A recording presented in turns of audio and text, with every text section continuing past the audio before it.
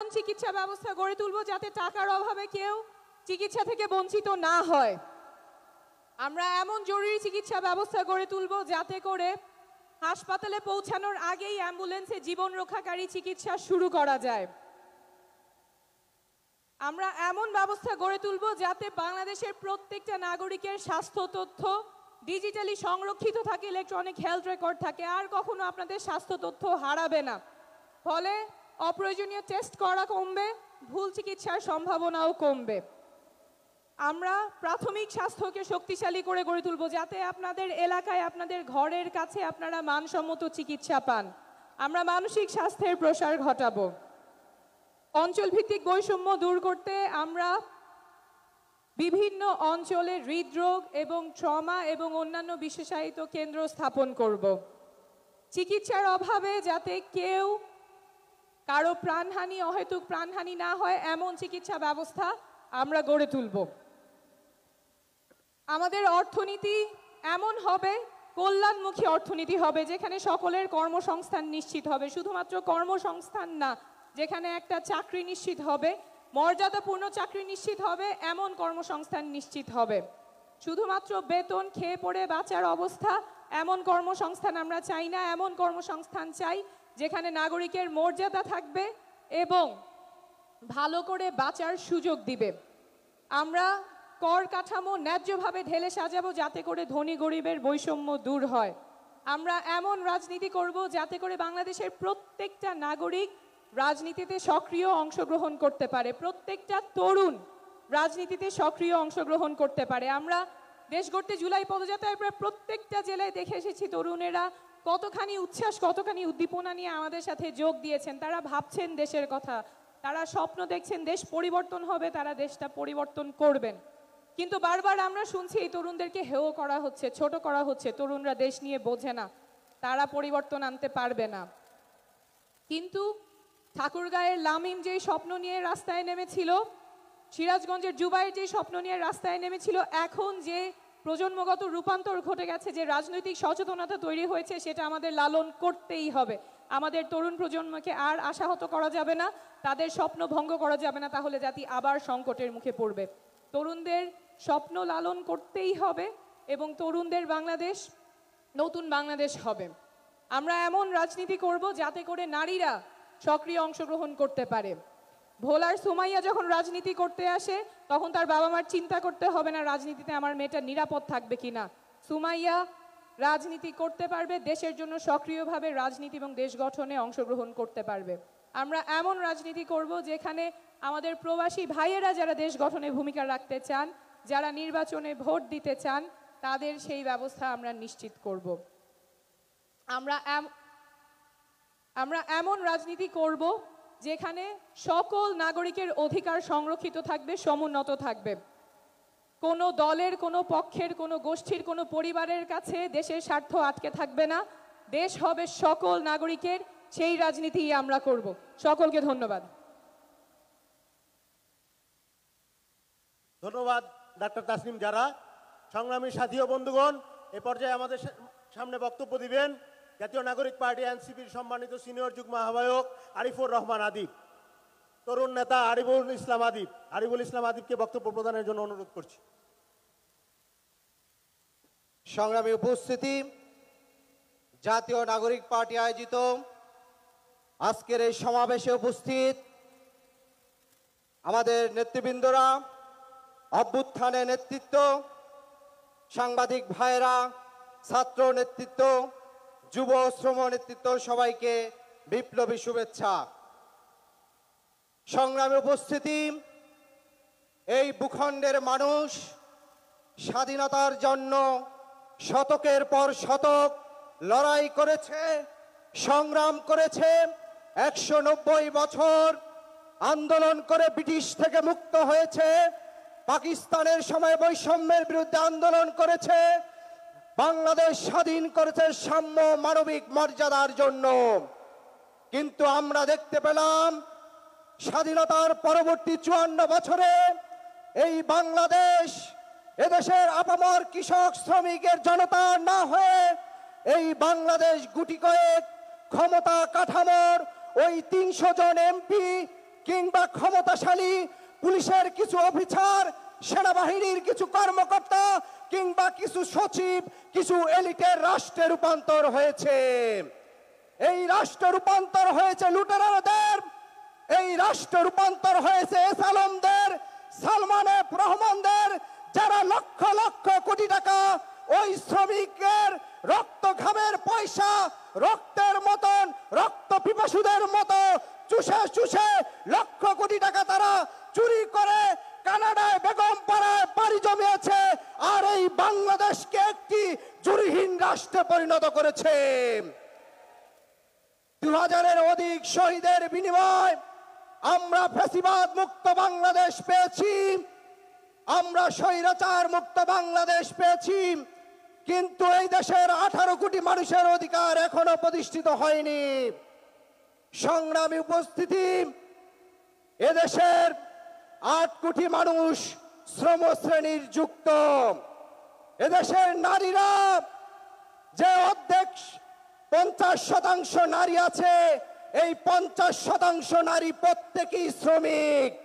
কারণ এই নারীরা সকালে ঘুম থেকে উঠে রাতে ঘুমানোর পর্যন্ত আপনার আমাকে স্নেহ মমতায় বাড়িয়ে তোলে, কিন্তু এই রাষ্ট্র এখনো নারীর মর্যাদা প্রতিষ্ঠা করতে পারেনি, নারীর জন্য একটি সুরক্ষা বাংলাদেশ এখনো দিতে পারেনি। আমরা বলতে চাই, বাংলাদেশে 85% শ্রমিকের এখন পর্যন্ত স্বীকৃতি এবং সুরক্ষা নেই। বাংলাদেশে আমরা প্রত্যেকটি শ্রমিকের স্বীকৃতি আমরা আদায় করতে চাই, যে বাসের হেল্পার, যে রিক্সা চালক, যে গরিব কৃষক, যে কর্মকর্তা কর্মচারী, প্রত্যেকটি শ্রমিকের রাষ্ট্রীয় স্বীকৃতি আদায় করতে হবে। আমরা এই বাংলাদেশে দেখতে পাই, বিশ্ববিদ্যালয় থেকে গ্রাজুয়েট হওয়ার পরে 8 থেকে 10,000 টাকা বেতনের চাকরি করতে হয়, আর যে 8 থেকে 10,000 টাকা বেতনে যে চাকরি করে সেখানের যে সিও থাকে, যে এমডি থাকে, তার বেতনের পরিমাণ হয়ে থাকে 5 লক্ষ থেকে 10 লক্ষ টাকা। আমরা চাকরির ক্ষেত্রে লক্ষ লক্ষ বেকারের কর্মক্ষেত্রে ঢোকার ক্ষেত্রে জাতীয় ন্যূনতম মজুরি, প্রত্যেকটা মানুষের জাতীয় ন্যূনতম মজুরি আমাদের নিশ্চিত করতে হবে। সংগ্রামী উপস্থিতি, আমাদের মায়েরা গৃহস্থলিতে যে কর্ম করে, সন্তান প্রতিপালন করে, সেই মায়েদের মাতৃত্বকালীন ছুটি এই রাষ্ট্র 6 মাসও দেয় না। অতএব কর্মক্ষেত্রে নারীদের জন্য মাতৃত্বকালীন ছুটি 6 মাস থেকে বাড়িয়ে 2 বছর পর্যন্ত আমাদের করতে হবে, একটি নিরাপদ দেশের জন্য, একটি নিরাপদ রাষ্ট্রের জন্য, যে রাষ্ট্রে প্রত্যেকটি নারী সম্মানের সাথে বসবাস করবে। আমাদের মায়েদের জন্য আরেকটি কথা না বললেই নয়, আমরা দেখি আমাদের জাতীয় জিডিপিতে নারীরা গৃহস্থলীতে যে কাজ করে সেই কাজের কোনো স্বীকৃতি নাই। জাতীয় নাগরিক পার্টি আগামীর বাংলাদেশে প্রত্যেকটি মায়ের গৃহস্থলীতে যে কর্ম করে, সন্তান প্রতিপালন করে, এর প্রত্যেকটি কাজের জাতীয় স্বীকৃতি দিয়ে থাকবে এবং জাতীয় জিডিপিতে সেটা অন্তর্ভুক্ত করে থাকবে। সংগ্রামী উপস্থিতি, আরেকটি কথা না বললেই নয়, বাংলাদেশে গত 15 বছরে এই খুনি আওয়ামী লীগ সন্ত্রাসী সংগঠন বাংলাদেশের স্বাধীনতা সার্বভৌমত্ব হুমকির মুখে ফেলেছে। এখনো আমাদের খুনি হাসিনাকে দিল্লি আশ্রয় দিয়ে এদেশের সার্বভৌমত্বকে এখনো হুমকিতে ফেলছে। আমরা স্পষ্ট বলতে চাই, বাংলাদেশের স্বাধীনতা সার্বভৌমত্বের জন্য আমাদের প্রতিরক্ষা ব্যবস্থা শক্তিশালী করতে হবে। যদি এই প্রতিরক্ষা ব্যবস্থার পাশাপাশি আমাদের গণপ্রতিরক্ষারও ব্যবস্থা গ্রহণ করতে হবে। বাংলাদেশের স্বাধীনতা সার্বভৌমত্ব, নাগরিক মর্যাদা, ন্যায় বিচার প্রতিষ্ঠার জন্য জাতীয় নাগরিক পার্টি কাজ করে যাবে। সেই দোয়া এবং শহীদের আকাঙ্ক্ষার বাংলাদেশ রূপান্তরের জন্য আমরা আপনাদের কাছে দোয়া যাচ্ছি। আল্লাহ হাফেজ। সংগ্রামী ছাত্র জনতা, এনসিপি কৃষকের, শ্রমিকের, দলিতের, এদেশের প্রতিটি জনগোষ্ঠীর এদেশের আপামর জনসাধারণের। সংগ্রামী ছাত্র জনতা, এ পর্যায়ে আপনাদের সম্মুখে বক্তব্য নিয়ে আসছেন এনসিপির দ্রোহী কণ্ঠ, এনসিপির সিনিয়র যুগ্ম আহ্বায়ক, আমাদের সকলের পরিচিত নেত্রী সামান্থা শারমিন। বক্তব্য নিয়ে আসছেন সামান্থা শারমিন।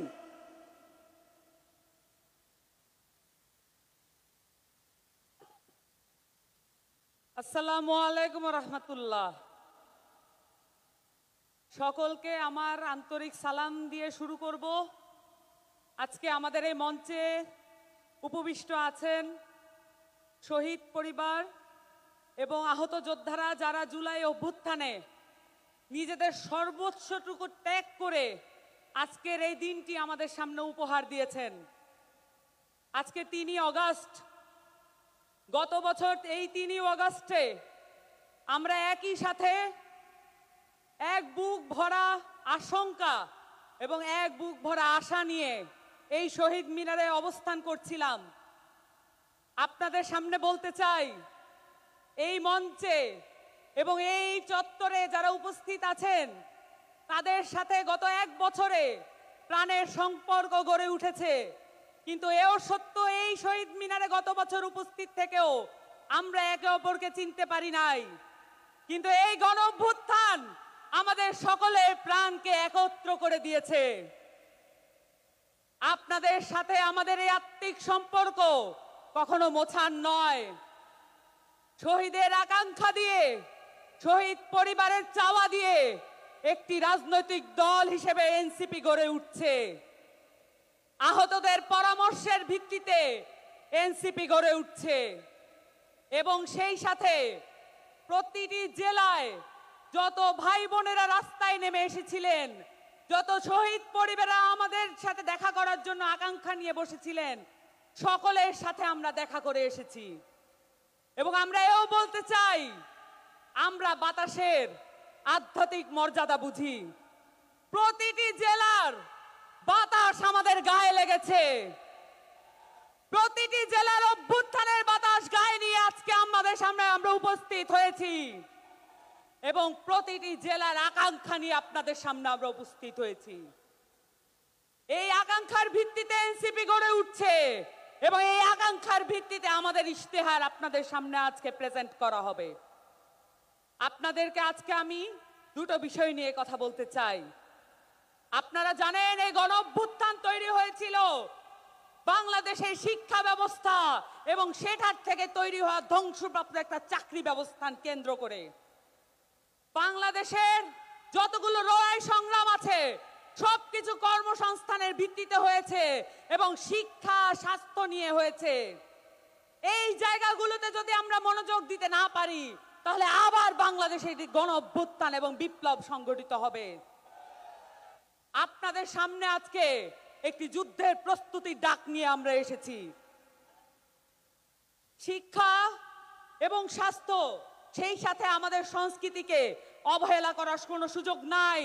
আপনারা জানেন, বাংলাদেশ আওয়ামী লীগ, এই ফ্যাসিস্ট দলটি বাংলাদেশের শিক্ষা এবং বাংলাদেশের সংস্কৃতিকে ধ্বংসপ্রাপ্ত করার জন্য বাংলাদেশের প্রত্যেকটা রাষ্ট্রীয় প্রতিষ্ঠানকে ব্যবহৃত করেছে। এই রাষ্ট্রীয় প্রতিষ্ঠানগুলোতে আমাদের মুক্ত করতে হবে। আমরা এটা জানি, শিক্ষার সাথে হেকমতের সম্পর্ক। আমরা আমাদের বাংলাদেশের নতুন উদ্ভাবনী ক্ষমতা হেকমতের সাথে সম্পর্কিত করতে চাই। বাংলাদেশের শিক্ষা হবে সার্বজনীন। এই শিক্ষা শুধুমাত্র কতিপয় ব্যক্তিকে জাতে উঠা টুলস হিসেবে ব্যবহৃত হবে না। এই শিক্ষা হবে প্রত্যেকটা মানুষের। ওই পথশিশুর বাবা, যে পথশিশু এই অভ্যুত্থানে নিজের প্রাণ দিয়ে দিয়েছে। আমরা সকলের জন্য সার্বজনীন শিক্ষা ব্যবস্থা আনবো, এই প্রতিজ্ঞা আপনাদের সামনে করছি। এবং সেই সাথে বাংলাদেশের এই আওয়ামী লীগ বাংলাদেশের সংস্কৃতিকে, বাংলাদেশের মাটি ও মানুষের সংস্কৃতিকে ভুলুণ্ঠিত করে এখানে রাষ্ট্রীয় রোশানলে, রাষ্ট্রীয় পৃষ্ঠপোষকতায় আমরা দেখেছি বিদেশের অনেক সংস্কৃতি আমাদের দেশে আনার চেষ্টা করেছে।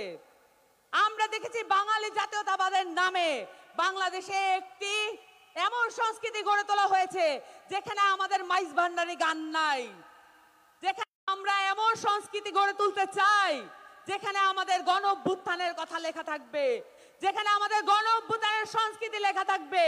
এবং সেই সাথে আপনাদের সামনে আজকে ঘোষণা দিতে চাই,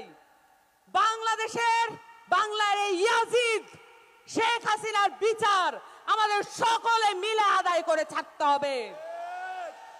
এই ইয়াজিদ শেখ হাসিনা বাংলাদেশের মাটিতে বিচারের আওতায় আসবে। আমরা এই যুদ্ধের আহ্বান নিয়ে আপনাদের কাছে এসেছি, কারণ আমরা মাঠ ছেড়ে যাই না, রাজপথ ছেড়ে যাই নাই এবং রাজপথ ছেড়ে যাব না ইনশাআল্লাহ। আসসালামু আলাইকুম। সংগ্রামী সাথী ও বন্ধুগণ, এর পর্যায়ে আমাদের সামনে বক্তব্য নিয়ে আসবেন জাতীয় নাগরিক পার্টি এনসিপির সম্মানিত মুখ্য সমন্বয়ক সংগ্রামী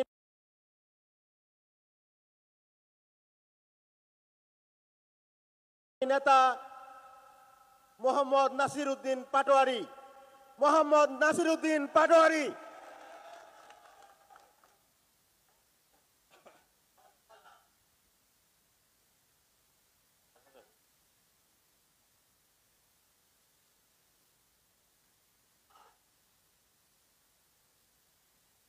রহিম, উপস্থিত আছেন গণ অভ্যুত্থানের শহীদদের পরিবার, উপস্থিত আছেন আমার সহযোদ্ধা আহত ভাইরা, উপস্থিত আছেন রাজনীতি সহযোদ্ধারা, মা বোনেরা,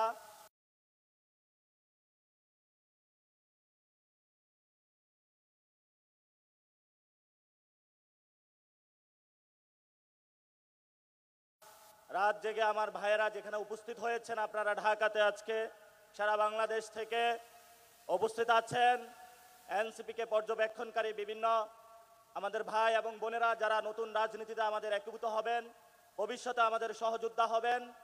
উপস্থিত আছেন আলেম ওলামা থেকে শুরু করে বাংলাদেশের বিভিন্ন প্রান্তিক অঞ্চল থেকে, রবিদাস থেকে, পাহাড়ি সাঁওতাল থেকে বিভিন্ন জাতিগোষ্ঠীর বিভিন্ন ভাই এবং বোনেরা, সবাইকে আজকে এই শহীদ মিনারের শুভেচ্ছা জানাচ্ছি। যেই সম্ভাবনার মধ্য দিয়ে বাংলাদেশ একটি বিশ্ব মঞ্চে নতুনভাবে হাজির হবে। আমি প্রথমেই গাজার যারা অধিবাসী বিভিন্ন ক্ষেত্রে নিপীড়নের শিকার হচ্ছে, ক্ষুধার যন্ত্রণায় নিপীড়িত হয়ে মারা যাচ্ছে, তাদের প্রতি শ্রদ্ধা এবং সমবেদনার মধ্য দিয়ে আমার বক্তব্যমালা শুরু করছি। সম্মানিত সহযোদ্ধা এবং উপস্থিতি, নীতি পররাষ্ট্রনীতির ক্ষেত্রে আমাদেরকে শুধু একটি দেশের দাস বানিয়ে রাখা হয়েছিল, যেই দাসের মূল্য স্বরূপ আমার ভাই বোনদেরকে খুন করে ভারত সরকার খুনি হাসিনাকে আশ্রয় দিয়েছিল। কিন্তু আমরা গণ অভ্যুত্থান পরবর্তী বিশ্ব মঞ্চে নতুনভাবে বাংলাদেশকে হাজির করতে চাই। বিশ্ব মঞ্চে প্রজন্মের যে সম্ভাবনা রয়েছে, আমাদের নারীদের যে সম্ভাবনা রয়েছে, বাংলাদেশের বৈচিত্র্যের যে সম্ভাবনা রয়েছে, বাংলাদেশের কৃষ্টি কালচারের যে সম্ভাবনা রয়েছে, বাংলাদেশের মুসলমানদের যে সম্ভাবনা রয়েছে, বাংলাদেশের ইসলামিক জনগণের যে সম্ভাবনা রয়েছে, সেই সম্ভাবনাগুলো আমরা বিশ্ব মঞ্চে হাজির করতে চাই। প্রিয় উপস্থিতি, বাংলাদেশ যদি বিশ্ব মঞ্চে হাজির হয়, সেইখানে নতুনভাবে আমরা চিন্তা করব। কোনো দাস ভিত্তিক বিশ্ব মঞ্চে আমরা বিশ্বাসী নয়। আমরা সমতা, ন্যায্যতা, অধিকারের প্রশ্নে কোনো আপোষহীনভাবে বিশ্ব মঞ্চে উপস্থিত হতে চাই। আমরা আমাদের এখানে রোহিঙ্গা সংকট থেকে শুরু করে গাজা সংকট, কাশ্মীর সংকট, ইয়ামিন সংকট থেকে শুরু করে বিশ্বের যে জায়গায় নিপীড়িত মানুষ রয়েছে, তাদের সাথে আমাদের পররাষ্ট্রনীতির প্রথম ধাপ সংযোগ হবে। বিশ্বের যারা মুসলিম জননেতা রয়েছে, বিশ্বের যারা নিপীড়িত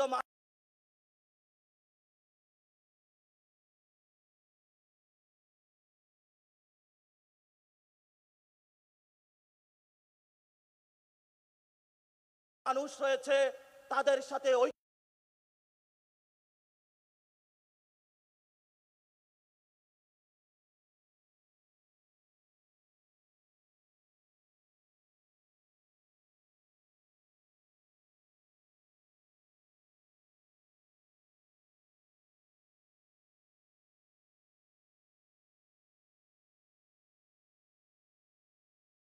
ঐক্যবদ্ধ হয়ে আমরা নতুন বিশ্ব মঞ্চে স্থাপিত হতে চাচ্ছি, বিশ্ব মঞ্চে নিজেদের জয়গান করতে যাচ্ছি।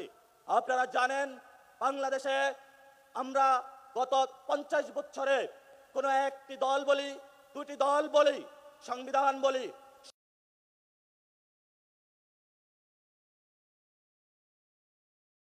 আমরা নতুন ভাবে আবির্ভূত হব। সংগ্রামী জনতা এবং উপস্থিতি, আপনারা জানেন দক্ষিণ এশিয়াতে আমরা একটি জাতিগত বৈষম্যের মধ্য দিয়ে যাচ্ছি। এখানে দলিতদেরকে নিপীড়ন করা হয়েছে, মুসলমানদেরকে নিপীড়ন করা হচ্ছে, বাঙালিদেরকে নিপীড়ন করা হচ্ছে, বিভিন্ন জায়গায় যারা জাতিগোষ্ঠী রয়েছে তাদেরকে নিপীড়ন করা হচ্ছে। দক্ষিণ এশিয়ার যে শান্তি প্রতিষ্ঠা, আঞ্চলিক সার্বভৌমত্ব রক্ষা, সেখানে বাংলাদেশ নতুন করে এনসিপির নেতৃত্বে নতুনভাবে নেতৃত্ব গ্রহণ করতে চায়। সর্বশেষ যে কথাটি বলবো, আমরা একটি ন্যায্যতা এবং সমতা, মিউচুয়াল রেসপেক্টের ভিত্তিতে একটি ফরেন পলিসি চাচ্ছি। আমরা কোনো দাস ভিত্তিক ফরেন পলিসি চাচ্ছি না। এবং আমাদের যে ভাইয়েরা বিদেশে ডায়াসপোরার মধ্যে রয়েছেন, বিদেশে চাকরি করছে বাইরে এবং বাংলাদেশে রেমিটেন্স পাঠাচ্ছেন, আমরা সেখানে একটি কাব্যিক ভাষায় বলবো, কবি বলেছিলেন যেখানেই বসন্ত তোমার সেখানেই সীমান্ত আমার। আমরা বলবো যেখানেই বাঙালি আমার, যেখানেই মুসলমান আমার, যেখানেই বাংলাদেশিরা আমার, সেখানেই সীমান্ত আমার। আমাদেরকে যতটুকু সীমান্ত দিয়েছেন, আমরা যেখানে বাংলাদেশিরা বসবাস করে সবাইকে নিয়ে নতুন বিশ্ব গঠন করতে চাই। আমাদের সাথে থাকবেন। নতুন বিশ্ব মঞ্চে এনসিপির নেতৃত্বে জয়গান হবে, সেই ভরসা রাখুন। পরিশেষে যারা উপস্থিত হয়েছেন, লড়াইটা জারি রাখুন। আপনারা 1 বছর ধরে মাঠে আছেন, কোনো টাকা পয়সা ছাড়া, কোনো তদবির ছাড়া, কোনো টেন্ডারবাজি ছাড়া, কোনো চাঁদাবাজি ছাড়া। আপনারা নিরেট মানুষ। এই পঙ্কিলতা থেকে মুক্ত হয়ে, যদি পাপ থেকে মুক্ত হয়ে আপনাদের এই লড়াই ধরে রাখতে পারেন, ইনশাল্লাহ এই শহীদ মিনার থেকে আমরা গণভবনে গিয়েছিলাম। আগামীতে আজকে ইনশাল্লাহ নাহিদ ইসলামের পক্ষ থেকে যে কর্মসূচি ঘোষণা করা হবে, সারা বাংলাদেশে কর্মসূচির মধ্য দিয়ে এই শহীদ মিনার থেকে ইনশাল্লাহ আমরা পার্লামেন্টে গিয়ে সরকার গঠন করব। সেই সরকার গঠনের আহ্বান জানিয়ে জাতীয় নাগরিক পার্টির প্রত্যেকটি নেতা কর্মীকে মাঠে থাকার জন্য আহ্বান জানাচ্ছি। ধন্যবাদ সকলকে।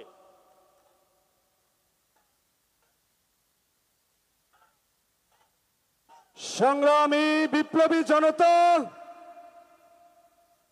এ পর্যায়ে আপনাদের সম্মুখে বক্তব্য নিয়ে আসছেন জাতীয় নাগরিক পার্টি দক্ষিণাঞ্চলের মুখ্য সংগঠক, নতুন রাজনীতির নির্ভীক যোদ্ধা, তারুণ্যের প্রতীক হাসনাত আব্দুল্লাহ। মঞ্চে আসছেন হাসনাত আব্দুল্লাহ।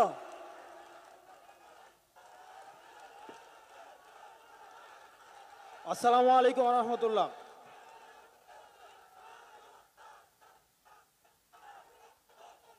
প্রিয় সহযোদ্ধা, আমাদের দীর্ঘ 1 বছর ধরে 3 আগস্ট থেকে শুরু করে আজকে পর্যন্ত আমরা কথা বলছি।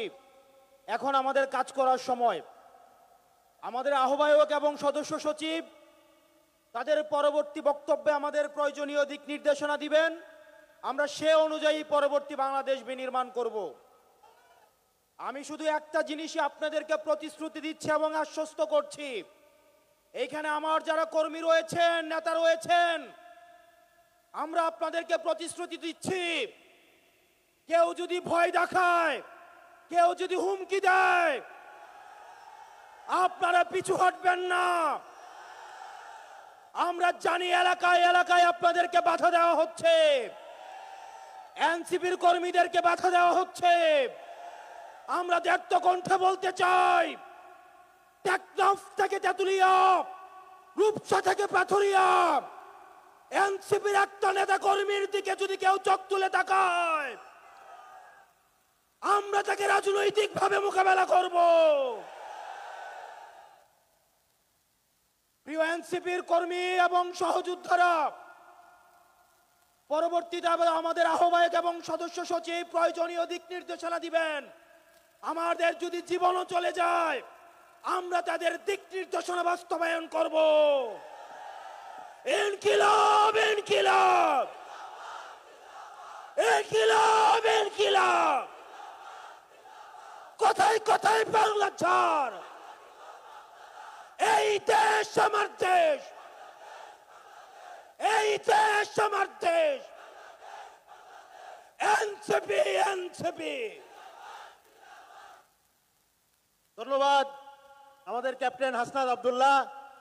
সুপ্রিয় সাথী ও বন্ধুগণ, এ পর্যায়ে আমাদের মাঝে বক্তব্য রাখবেন গণ অভ্যুত্থানের অন্যতম মহানায়ক, জাতীয় নাগরিক পার্টি এনসিপির উত্তরাঞ্চলের মুখ্য সংগঠক, আমাদের দেশ গড়তে জুলাই পদযাত্রার কমিটির সম্মানিত আহ্বায়ক সার্জিস আলম, দলনেতা সার্জিস আলম।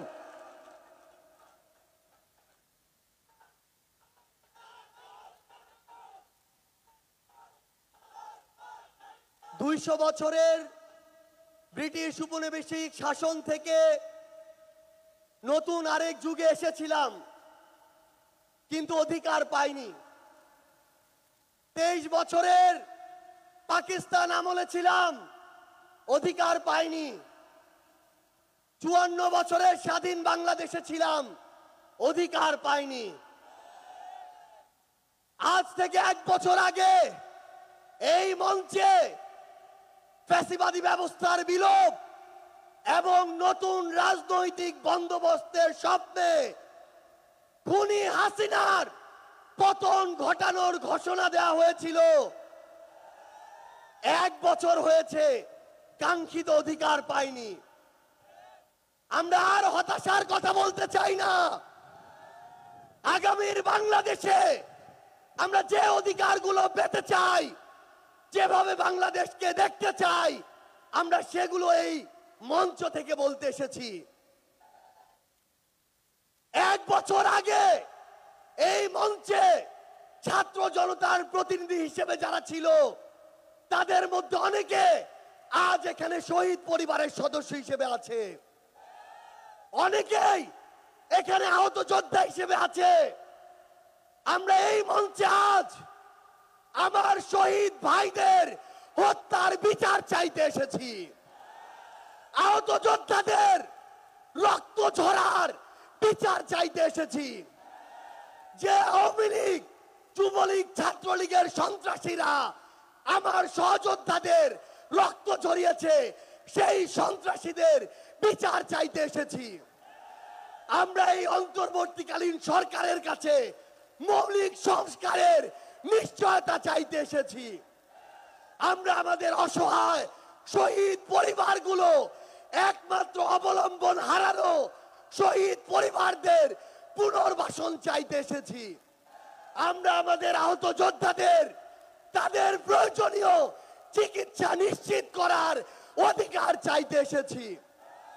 আমরা আজকে এই মঞ্চে স্পষ্ট করে বলতে চাই, ওই 72-এ যেই সংবিধান একটা দলের সংবিধান ছিল, যেই সংবিধানের ড্রাফট আরেকটা দেশ থেকে পাশ হয়ে এসেছে, সেই মুজিববাদী সংবিধান এই বাংলাদেশে আর আমরা থাকতে দিতে পারি না।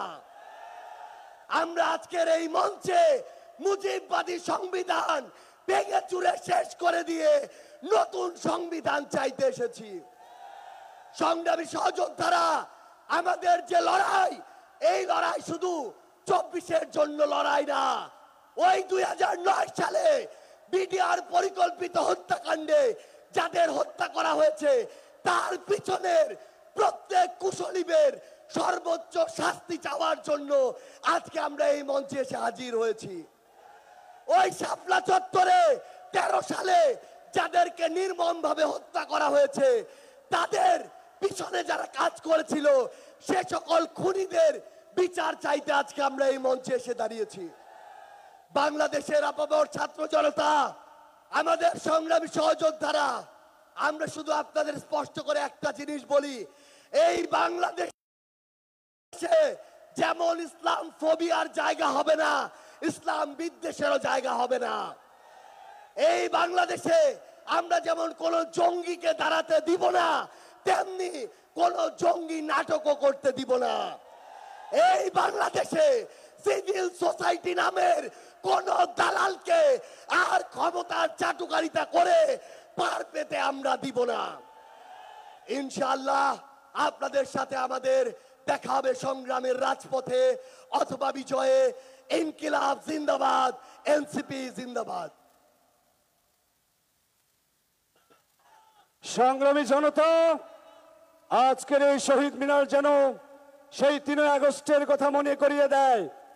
আর আমরা অপেক্ষা করছি সেই ঐতিহাসিক নতুন বাংলাদেশের ইশতেহারের জন্য। একটু পরেই সেটি ঘোষণা হবে। সংগ্রামী জনতা, এ পর্যায়ে আপনাদের সামনে বক্তব্য রাখবেন বারবার কারা নির্যাতিত নেতা, ডাকসুর নির্বাচিত সমাজসেবা সম্পাদক, জাতীয় নাগরিক পার্টির বিপ্লবী সদস্য সচিব, গণ অভ্যুত্থানের প্রথম রাজবন্দী জননেতা আক্তার হোসেন। জননেতা আক্তার হোসেন।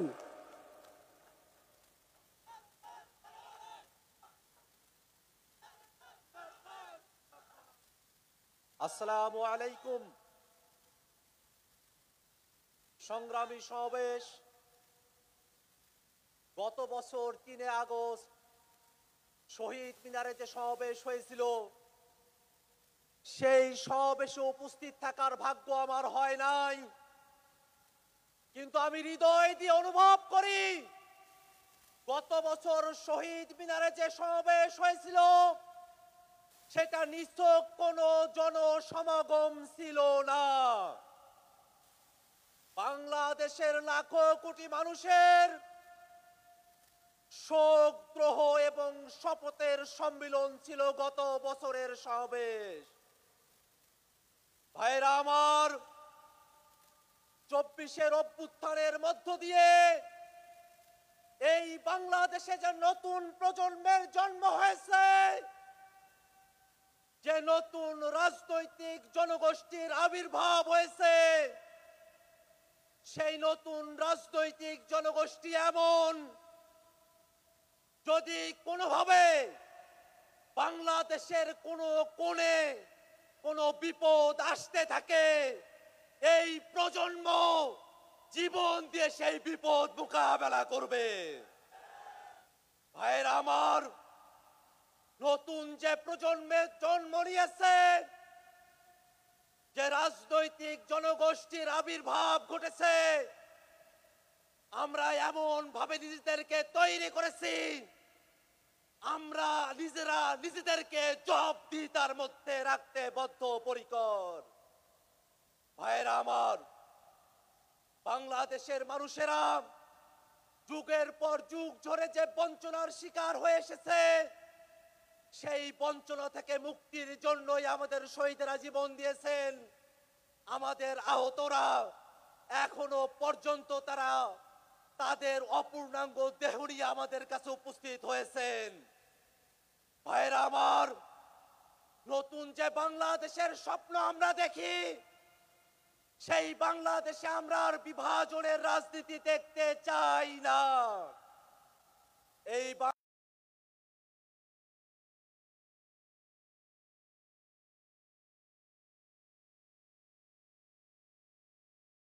বাংলাদেশের মানুষ হিন্দু, বৌদ্ধ, মুসলমান, এই বাংলাদেশের মানুষ খ্রিস্টান, বিহারি, চাকমা, সাঁওতাল, আমরা কারো মধ্যে কোনো পার্থক্য করতে চাই না।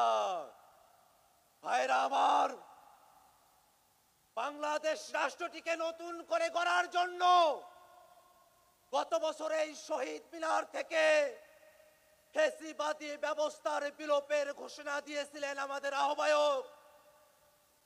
সেই ধারাকে সমুন্নত রাখতে জাতীয় নাগরিক পার্টি এনসিপি বাংলাদেশের রাষ্ট্র কাঠামোতে মৌলিক সংস্কারের কথা বলেছে। এই বাংলাদেশের রাষ্ট্র কাঠামোতে যারা ক্ষমতায় এসেছে তারা জনগণের কাছে জবাবদিহি করে নাই। আমরা এমন এক রাষ্ট্র ব্যবস্থা চাই যেখানে প্রধানমন্ত্রী থেকে মেম্বার পর্যন্ত প্রত্যেক জনপ্রতিনিধিকে জনগণের কাছে জবাবদিহিতা করতে হবে। বাংলাদেশের মানুষেরা বিগত সময়ে ক্ষমতা হস্তান্তরের সময়কালে একদলীয় যে কর্তৃত্ব দেখেছে, যে ফ্যাসিবাদী আচরণ দেখেছে, প্রশাসনের যে দলীয়করণ দেখেছে, সামনের বাংলাদেশে আমরা আর তা চাই না। ভাইরা আমার, মৌলিক সংস্কারের প্রয়োজনেই বাংলাদেশের প্রতিষ্ঠানগুলোকে দলীয়করণের হাত থেকে বাঁচাতে হবে। বাংলাদেশের বিচার বিভাগকে কোন দলের কর্তৃত্বের মধ্যে আমরা যেতে দেব না। বাংলাদেশের সচিবালয়ে যে নীতি নির্ধারণ করা হবে, সেই নীতি যেন জনস্বার্থের পক্ষে হয়, সেটা স্বচ্ছতার সঙ্গে জনগণের কাছে উপস্থাপন করতে হবে। ভাইরা আমার, মৌলিক সংস্কারের ভিত্তিতে জাতীয় ঐক্যমত্য কমিশনে রাজনৈতিক দলগুলোর ঐক্যমত্য তৈরি হয়েছে। আমরা হয়তো অনেক প্রত্যাশা নিয়ে ঐক্যমত্য কমিশনে গিয়েছি। মৌলিক সংস্কারের যতটুকু প্রত্যাশা পূরণ হয়েছে, বাংলাদেশের মানুষ অপেক্ষা করছে জুলাই সনদের প্রত্যেকটা কথা বাংলাদেশে বাস্তবায়ন করতে হবে। জুলাই সনদকে কোন কাগুজে বাঘে আমরা পরিণত হতে দেব না। ভাইরা আমার, সরকার জুলাই ঘোষণাপত্র, জুলাই সনদ প্রণয়ন করবে। আমরা সরকারের কাছে উদাত্ত কণ্ঠে আহ্বান রাখতে চাই, জুলাই ঘোষণাপত্রকে সাংবিধানিক স্বীকৃতি প্রদান করতে হবে। জুলাই সনদকে আইনি স্বীকৃতি দিতে হবে। লিগ্যাল ফ্রেমওয়ার্ক অর্ডার করে, এলএফও করে জুলাই সনদকে কার্যকর করতে হবে। ভাইরা আমার, জুলাই সনদের সংস্কারকে অন্তর্বর্তীকালীন সরকারকেই বাস্তবায়ন করতে হবে।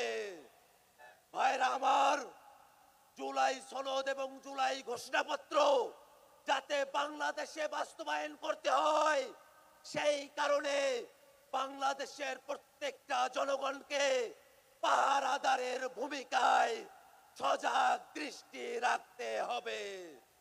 ভাইরা আমার, নতুন বাংলাদেশের যে ইশতেহার আজ ঘোষিত হবে, সেই নতুন বাংলাদেশকে সামনের দিকে এগিয়ে নিতে জাতীয় নাগরিক পার্টি এনসিপির সারা দেশের সকল নেতাকর্মী, আমাদের যুব উইং, আমাদের শ্রমিক উইং, আমাদের ছাত্র ভাইয়েরা, বৈষম্যবৃত্তি ছাত্র আন্দোলনের সকল সহযোদ্ধা, সকলকে সজাগ থাকার আহ্বান রাখিয়ে আমি আমার বক্তব্য শেষ করছি। ইনকিলাব জিন্দাবাদ। ধন্যবাদ জননেতা আক্তার হোসেন। সংগ্রামী উপস্থিতি, দেশ গড়ার নতুন ইশতেহার, জাতীয় নাগরিক পার্টি এনসিপির আজকের এই যে আয়োজন, আমাদের দেশ গড়তে জুলাই পদযাত্রা শেষ করে আজকে আমাদের যে আয়োজনে এখন জাতীয় নাগরিক পার্টি এনসিপির ইশতেহার ঘোষণা করবেন জুলাই গণ অভ্যুত্থানের মহানায়ক, 24-এর অভ্যুত্থানের এক দফার ঘোষক, এই শহীদ মিনারের 3 আগস্ট এক দফার ঘোষক জননেতা নাহিদ ইসলাম, জাতীয় নাগরিক পার্টি এনসিপির সম্মানিত আহ্বায়ক জননেতা নাহিদ ইসলাম। ইনকিলাব ইনকিলাব, জিন্দাবাদ জিন্দাবাদ, ক্ষমতা না জনতা, জনতা জনতা, ক্ষমতা না জনতা, দিল্লি না ঢাকা, এই দিল্লি না ঢাকা, দিল্লি না ঢাকা। সংগ্রামী সমাবেশ, এখন ইশতেহার ঘোষণা হবে, কেউ দাঁড়াবেন না, সবাই নীরবে যার যার জায়গা নিয়ে বসে পড়ুন। এখনই নতুন বাংলাদেশের ইশতেহার ঘোষণা হবে। মঞ্চের সামনে পিছনে যারাই আছেন, আমাদের নেতৃবৃন্দ থেকে শুরু করে উপস্থিত জনতা, সবাই বসে পড়ুন, মঞ্চের পিছনেও কেউ দাঁড়াবেন না।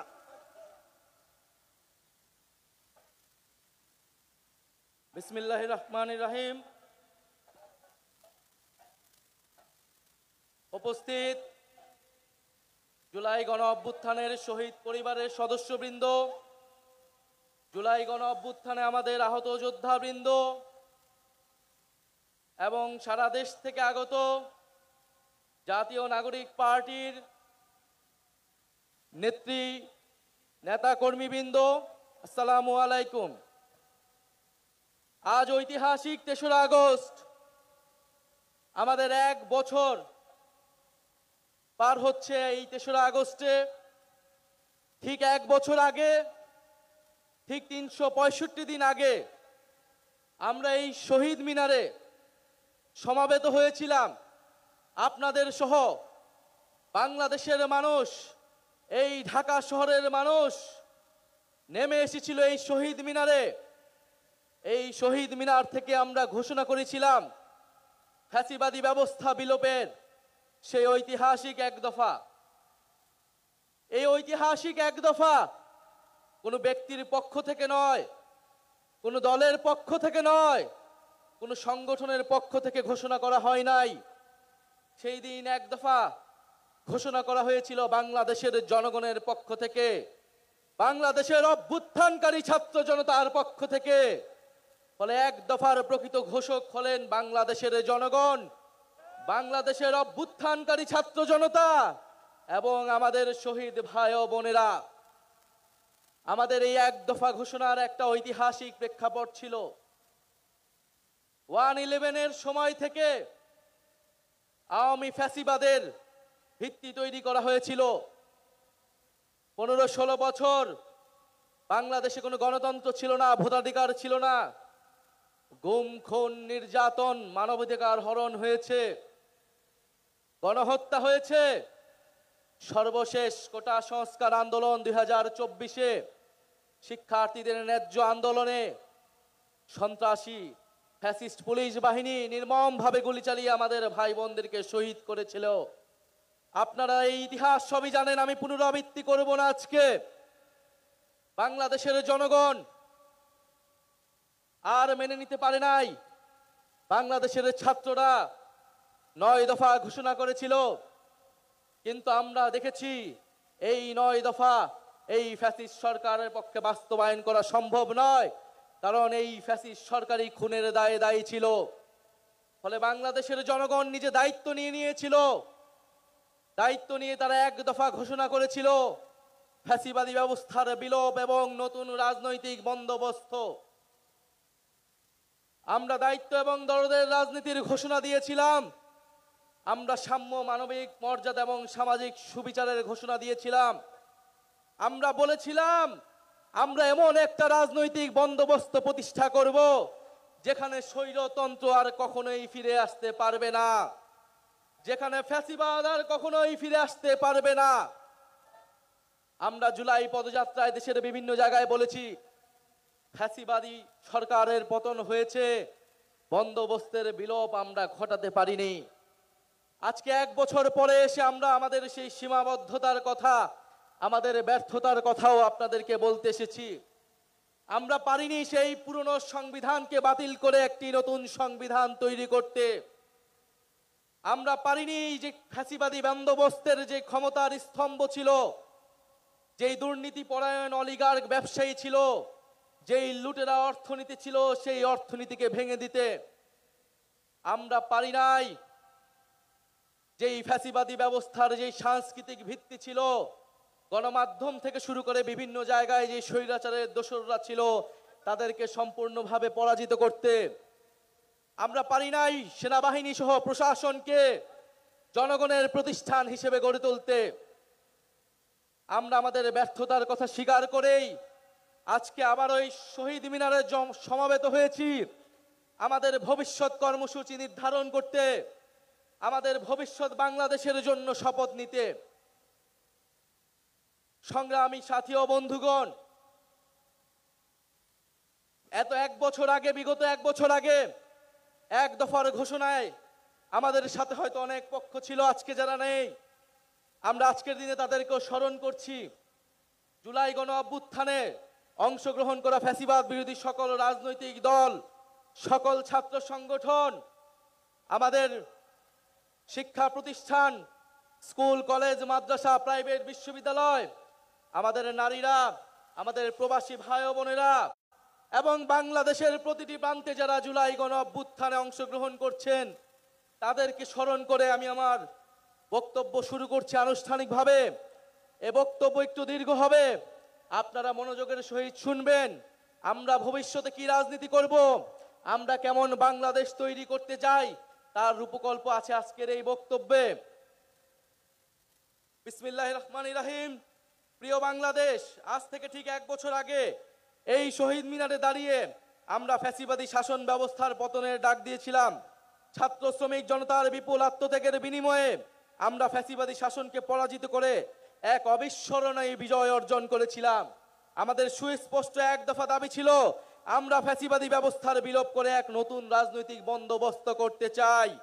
কেবল এক ফ্যাসিবাদী শাসক হটিয়ে আরেক ফ্যাসিবাদী ব্যবস্থার উত্থানের সম্ভাবনাকে জিয়ে রেখে আমরা নিশ্চিন্তে ঘরে ফিরতে পারি নাই, বরং রাষ্ট্র সমাজে দীর্ঘদিনের জেকে বসা এই ফ্যাসিবাদী ব্যবস্থা সমূলে উৎপাদনে আপনাদের তীব্র আকাঙ্ক্ষা বাস্তবায়নের দায়িত্ব কাঁধে তুলে নিতে গত 28শে ফেব্রুয়ারি আমরা আপনাদের ছাত্র শ্রমিক জনতার রাজনৈতিক দল জাতীয় নাগরিক পার্টি এনসিপি গঠন করেছি। গত 1 বছরে আপনারা লক্ষ্য করেছেন যে রাষ্ট্রের মৌলিক ও কাঠামোগত সংস্কারের বিভিন্ন শক্তিশালী পক্ষের বিরোধিতার মুখেও এনসিপি আপনাদের পক্ষ থেকে মৌলিক সংস্কারের পক্ষে সুদৃঢ় অবস্থান নিয়েছে। আমরা বিশ্বাস করি এই মৌলিক সংস্কারগুলো পুরোপুরি বাস্তবায়ন ছাড়া ফ্যাসিবাদী কাঠামো ভেঙে ফেলা আমাদের পক্ষে সম্ভব হবে না। প্রিয় বাংলাদেশ, হাজার বছরের ঐতিহাসিক পরিক্রমায় বঙ্গীয় বদ্বীপের জনগোষ্ঠী হিসেবে আমরা এক সমৃদ্ধ স্বকীয় সংস্কৃতি নিয়ে দাঁড়িয়ে আছি। প্রায় 200 বছরের ব্রিটিশ ঔপনিবেশিক শাসনের বিরুদ্ধে বাংলার নিপীড়িত কৃষক ও গণমানুষের দীর্ঘ লড়াইয়ের পরিণতিতে 1947 সালে পাকিস্তান রাষ্ট্রের পতন ঘটে। কিন্তু শোষণ ও বৈষম্য থেকে এদেশের গণমানুষের মুক্তি মিলেনি। ফলে পশ্চিম পাকিস্তানি শাসক গোষ্ঠীর বিরুদ্ধে 23 বছরের সংগ্রামের ধারাবাহিকতায় অর্থনৈতিক মুক্তি ও বৈষম্যহীন সমাজ প্রতিষ্ঠার আশায় 1971 সালে মহান মুক্তিযুদ্ধে লাখো শহীদের রক্তের বিনিময়ে আমাদের স্বাধীন বাংলাদেশ রাষ্ট্রের জন্ম হয়। কিন্তু 1972 সালের মুজিববাদী সংবিধান ও তৎপরবর্তী বাকশালী অপশাসন, দুর্নীতি, দুর্ভিক্ষ ছিল মানুষের এই সুদীর্ঘ ত্যাগ এবং আকাঙ্ক্ষার প্রতি নিষ্ঠুর প্রতারণা। বাঙালি জাতীয়তাবাদের নামে জনগণের উপর চাপিয়ে দেওয়া হয়েছিল একটি একমুখী ও স্বেচ্ছাচারী মতবাদ। তারপরে রাষ্ট্র গঠনের নানা চড়াই উতরাই পেরোলেও স্বাধীনতার 5 দশকেও একটি রাষ্ট্র আমরা তৈরি করতে পারিনি যা গণতন্ত্র, সাম্য, মানবিক মর্যাদা এবং সামাজিক ন্যায় বিচার নিশ্চিত করে। বরং দেশে একটি নিষ্ঠুর ফ্যাসিবাদী শাসন ব্যবস্থা কায়েম হয়েছিল, যেখানে রাষ্ট্রীয় প্রতিষ্ঠানগুলোকে ক্ষমতাসীন দলের স্বার্থে বেপরোয়া ব্যবহার করে গণতন্ত্রকে ধ্বংস করা হয়েছে। বিরোধী মতের কণ্ঠরোধ, গুম, বিচার বহির্ভূত হত্যাকাণ্ড, সর্ববাসী দুর্নীতি, অর্থ পাচারকে রাষ্ট্রীয় সংস্কৃতিতে পরিণত করা হয়েছিল। জুলাই 2024 ছাত্র শ্রমিক জনতার বিপুল গণবিস্ফোরণ ছিল দীর্ঘদিনের পুঞ্জীবিত এই অপশাসনের বিরুদ্ধে পরিবর্তনের গণরায়। আমাদেরকে স্মরণ রাখতে হবে, হাজারো শহীদের রক্তের বিনিময়ে অর্জিত আমাদের এই নতুন স্বাধীনতা কেবল সরকার পরিবর্তনের জন্য ঘটেনি। যে ব্যবস্থার মধ্য দিয়ে ফ্যাসিবাদ কায়েম হয়, আমরা সেই ব্যবস্থার পরিবর্তন চেয়েছিলাম। ফ্যাসিবাদ পতনের বছর পূর্তিতে এই জুলাই আমরা টেকনাফ থেকে তেতুলিয়া, জাফলং থেকে সুন্দরবন, বাংলাদেশের আপামর ছাত্র শ্রমিক জনতা, আবার বৃদ্ধ বনিতা, চায়ের টঙের দোকান থেকে ডাক্তার, ইঞ্জিনিয়ার, চা শ্রমিক, আপনাদের সবার ভালোবাসায় সিক্ত হয়েছি।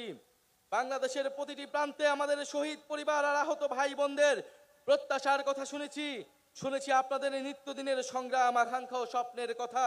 আমাদের দলের জন্ম, এনসিপির জন্ম আপনাদের সকল শ্রম, আমাদের স্বপ্নের নতুন বাংলাদেশ গড়ার জন্য। আপনাদের অভিযোগ, অনুযোগ, প্রত্যাশা আমাদের ভাবনাকে করেছে গভীর, আমাদের লক্ষ্যকে করেছে সমৃদ্ধ। তাই ঠিক 1 বছর পরে আমরা শহীদ মিনারে আপনাদের সামনে দাঁড়িয়ে নতুন বাংলাদেশের, আমাদের সেকেন্ড রিপাবলিকের 24 দফা ইস্তেহার ঘোষণা করছি।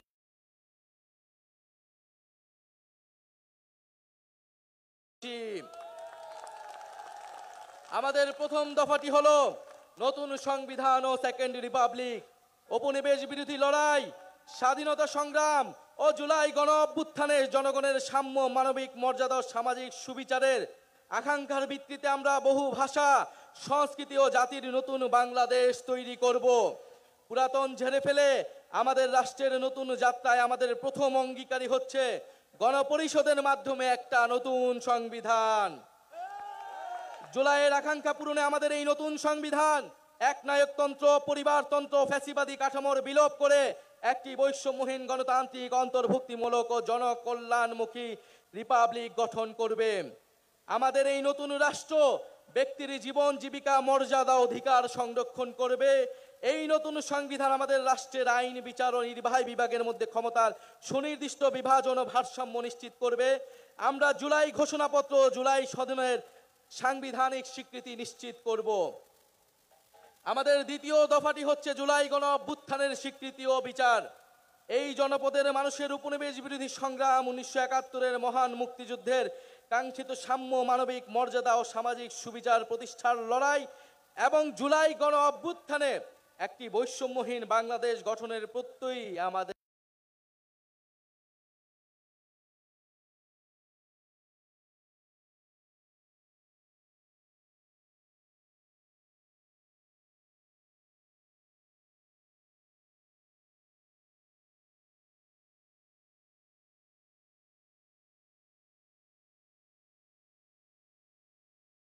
প্রেরণা।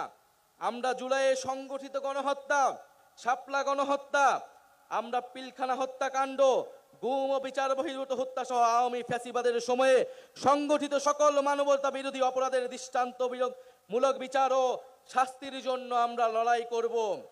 জুলাই গণ অভ্যুত্থানের শহীদদের পরিপূর্ণ রাষ্ট্রীয় স্বীকৃতি, আহতদের চিকিৎসা, পুনর্বাসন নিশ্চিত করে আজীবন তাদের পাশে দাঁড়াবো। জুলাইয়ের জাতীয় ঐক্য, হাজারো শহীদের তাদের মূল মন্ত্র।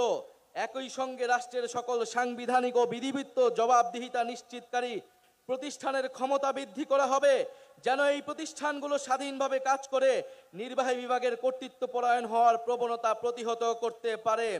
আমরা এমন একটা গণতান্ত্রিক রাষ্ট্র প্রতিষ্ঠা করতে চাই যেখানে জনগণ শুধু নির্বাচনের দিন ক্ষমতার উৎস হবে না, বরং রাষ্ট্র পরিচালনার প্রতিটি ক্ষেত্রে জনগণের অংশগ্রহণ নিশ্চিত করা হবে। আমরা অবাধ, সুষ্ঠু, নিরপেক্ষ নির্বাচনের জন্য নির্বাচন কমিশন আইন ওর গঠন প্রক্রিয়ায় মৌলিক পরিবর্তন সাধন করব এবং রাষ্ট্র কর্তৃক নির্বাচন ও ব্যয় নির্বাহের আইন করার মাধ্যমে নির্বাচনে কালো টাকার প্রভাব হ্রাস করব এবং সৎ ও যোগ্য প্রার্থীদের প্রতিদ্বন্দ্বিতার সুযোগ সৃষ্টি করব। আমাদের চতুর্থ দফাটি হচ্ছে ন্যায় ভিত্তিক বিচার ব্যবস্থা ও আইন সংস্কার।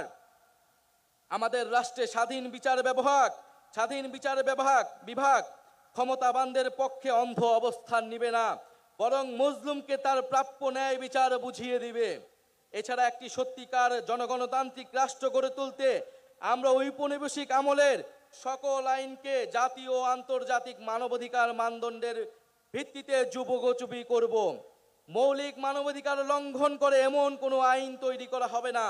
আমরা বিচার বিভাগের আলাদা সচিবালয়কে পরিপূর্ণ আর্থিক স্বাধীনতা প্রদান সহ সম্পূর্ণভাবে ক্রিয়াশীল করব। মামলার জট ও দীর্ঘসূত্রে কমাতে আমরা বিচারক, আদালতের সংখ্যা বাড়াবো। আমরা মামলার নথিপত্রগুলোকে ডিজিটালাইজ করব এবং মামলার অগ্রগতি অনলাইন ট্র্যাকিং এর ব্যবস্থা করব। আমরা দেওয়ানি দায়ের ক্ষেত্রে আর্থিক ক্ষতিপূরণের প্রাপ্তির বিষয়ে এক আইনগত কাঠামো প্রণয়ন করব। মানহানির মামলায় শুধু ভুক্তভোগী ব্যক্তি আইনগত প্রতিকার চাইতে পারবেন, এই বাধ্যবাধকতা নিশ্চিত করব। আমরা গরিবদের জন্য বিনামূল্যে আইনগত সহায়তার ব্যাপ্তি বৃদ্ধি করব। কিশোর সংশোধনী ব্যবস্থার মানবিকীকরণ ও সমাজে পুনর্বাসনের সুব্যবস্থা করব। ইনশাল্লাহ আমাদের নতুন বাংলাদেশে ন্যায় বিচার নিশ্চিত করা হবে। আমাদের পঞ্চম দাবিটি হচ্ছে সেবামুখী প্রশাসন ও দুর্নীতি দমন। বাংলাদেশে আমলাতন্ত্রকে দলীয়করণের মাধ্যমে শোষণের হাতিয়ার হিসেবে ব্যবহার করা হয়েছে। আমরা প্রশাসনের সকল প্রকার রাজনৈতিক হস্তক্ষেপ বন্ধ করব। আমলাতন্ত্রকে সুদক্ষ সেবামূলক প্রতিষ্ঠান হিসেবে গড়ে তুলতে আমরা উন্নত প্রশিক্ষণের ব্যবস্থা করব। বিভিন্ন খাতের যোগ্য বিশেষজ্ঞদের সরকারে অধিকতর অংশগ্রহণ নিশ্চিত করব।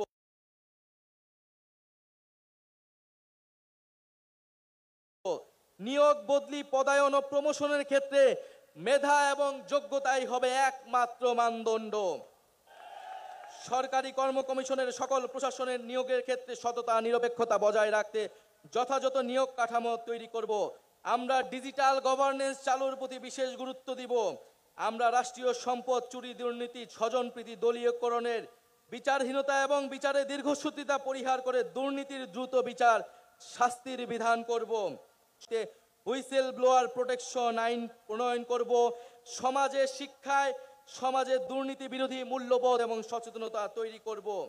আমাদের ষষ্ঠ দাবিটি হচ্ছে জনবান্ধব আইন শৃঙ্খলা রক্ষাকারী বাহিনী।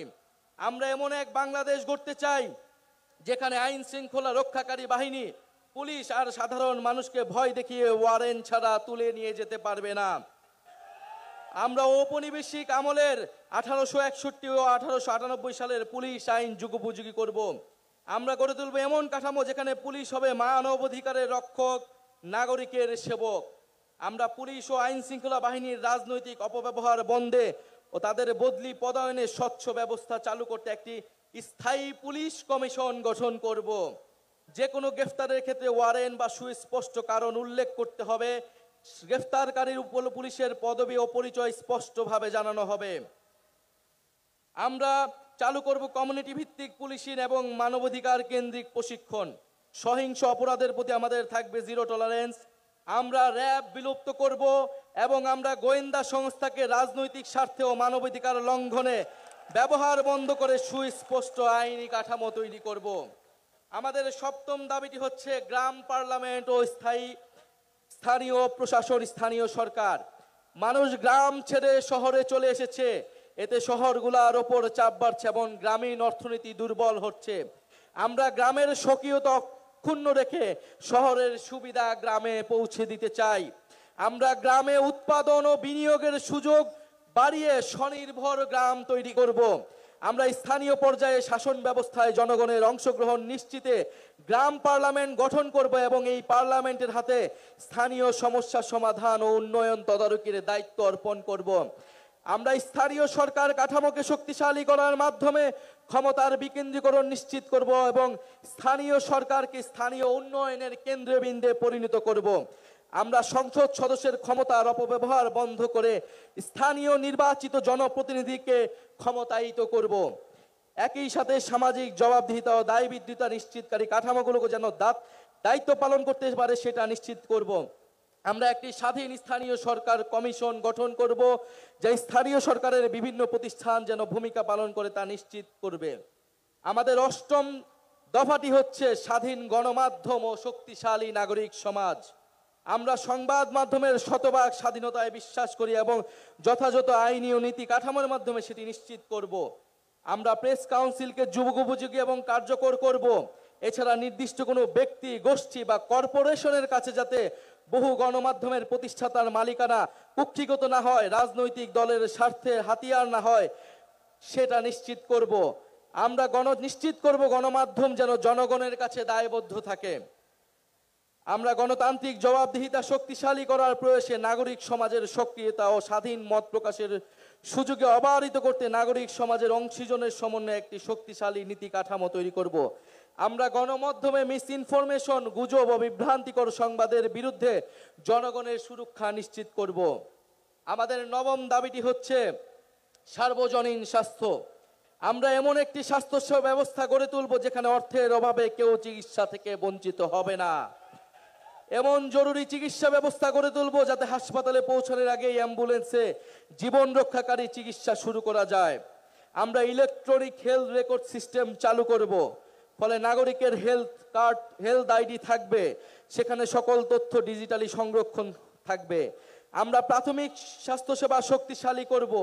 আমরা জাতীয় ইউএচআর এর সঙ্গে সমন্বিত করব যাতে রোগী এক হাসপাতাল থেকে আরেকটিতে সহজে চিকিৎসা চালিয়ে যেতে পারে। আমরা স্বাস্থ্যকর্মীদের ন্যায্য বেতন, ক্যারিয়ারে অগ্রগতির সুনির্দিষ্ট পদ্ধতি, নারী স্বাস্থ্যকর্মীদের জন্য কর্মক্ষেত্রে ডে কেয়ার সেন্টার সহ নারী বান্ধব পদক্ষেপ গ্রহণ করব। স্বাস্থ্যকর্মীদের ক্ষেত্রে কর্মক্ষেত্রে সহিংসতা অবসান ঘটাতে কার্যকর নীতি গ্রহণ করব। আমরা জনপদের মানুষের জন্য নতুন ও কার্যকরী চিকিৎসা আবিষ্কার করতে আমরা বিশ্বমানের একটি জাতীয় বায়োব্যাংক প্রতিষ্ঠা করব।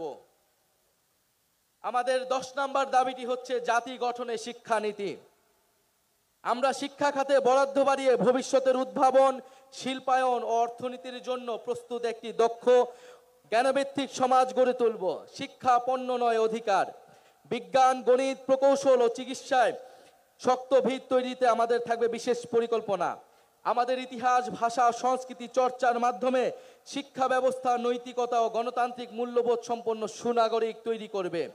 শিক্ষার ভিত্তি দৃঢ় করার জন্য প্রাথমিক, মাধ্যমিক ও কারিগরি শিক্ষাকে গুরুত্ব দেওয়া হবে এবং উচ্চশিক্ষার মূল্য লক্ষ্য হবে মানসম্পন্ন গবেষণার মাধ্যমে জ্ঞান সৃষ্টি করা। আমরা সংশ্লিষ্ট অংশীজনের সাথে আলোচনা করে বাংলা মাধ্যম, মাদ্রাসা ও ইংরেজি মাধ্যম সহ বিদ্যমান সকল ধরনের শিক্ষা মাধ্যম ও পদ্ধতিগুলোর মধ্যে যৌক্তিক সমন্বয় করব। কর্মমুখী বৃত্তিমূলক নার্সিং শিক্ষা ও দক্ষতা প্রশিক্ষণকে আন্তর্জাতিক মানের আধুনিক ও যুগোপযোগী করে গড়ে তুলব, যাতে নাগরিকের জন্য কর্মসংস্থান তৈরি হয়। আমরা শিক্ষকের মর্যাদা প্রতিষ্ঠান অংশ হিসেবে বহির্বিশ্বের সাথে সঙ্গতি রেখে পৃথক বেতন কাঠামো বাস্তবায়ন ও রাষ্ট্রীয় নীতি ও পদক্ষেপ গ্রহণ করব। এমপিওভুক্ত শিক্ষা প্রতিষ্ঠানগুলোকে পর্যায়ক্রমে জাতীয়করণ করা হবে। শিক্ষা প্রতিষ্ঠানে ছাত্র, শিক্ষক, কর্মকর্তা, কর্মচারীদের রাজনীতি ও তার উপর জাতীয় রাজনীতির প্রভাব বিষয়ে সংশ্লিষ্টদের মতামতের ভিত্তিতে গ্রহণযোগ্য নীতিমালা প্রণয়ন করা হবে। আমাদের 11 নম্বর দফাটি হচ্ছে গবেষণা, উদ্ভাবন ও তথ্য প্রযুক্তি বিপ্লব। আমরা উন্নত বিশ্ব থেকে প্রযুক্তি স্থানান্তর ও দেশে প্রযুক্তি জ্ঞান সম্পন্ন দক্ষ মানব সম্পদ তৈরিতে বিশেষ উদ্যোগ গ্রহণ করব।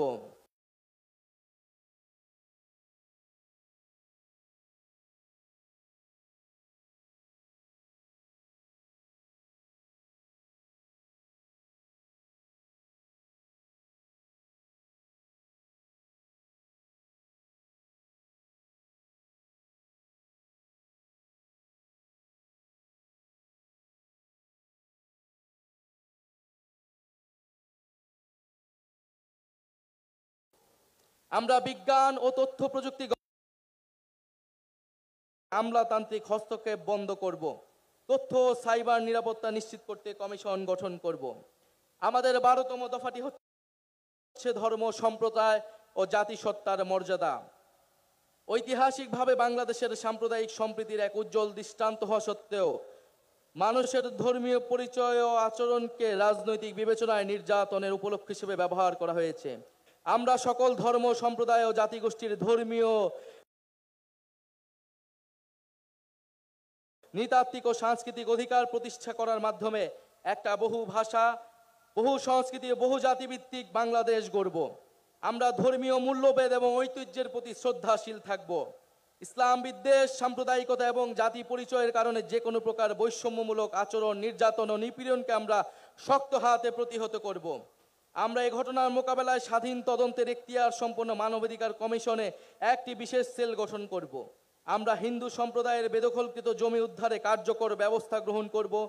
দলিত, হরিজন, তফসিলি সম্প্রদায়ের সমাজের পিছিয়ে পড়া অংশে বিকাশে আমরা কার্যকর পদক্ষেপ গ্রহণ করব। আমরা আজানের জন্য 2 মিনিট বিরতি নিচ্ছি।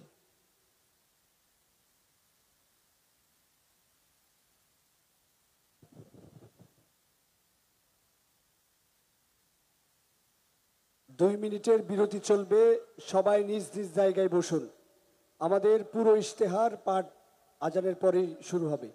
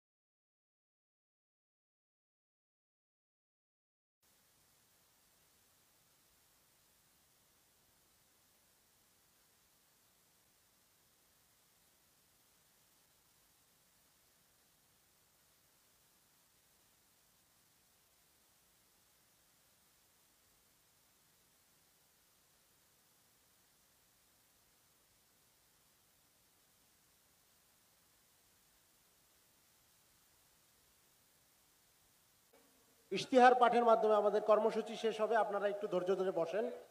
আজানের বিরতি চলছে।